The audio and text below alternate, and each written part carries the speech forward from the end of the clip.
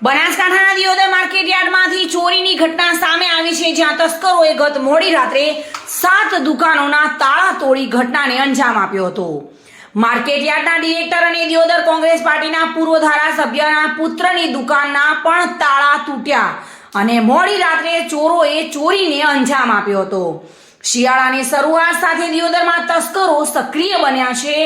યાર્ડમાં સુરક્ષા હોવા છતાં પણ 7 દુકાનોના તાળા તોડી ચોરીની ઘટનાને અંજામ આપવામાં આવ્યો હતો। લાખોની મત્તાની ચોરી થઈ હોવાનું મનાઈ રહ્યું છે। જો કે આ સમગ્ર મામલે દિયોદર પોલીસે તપાસનો ધમધમાટ શરૂ કર્યો છે।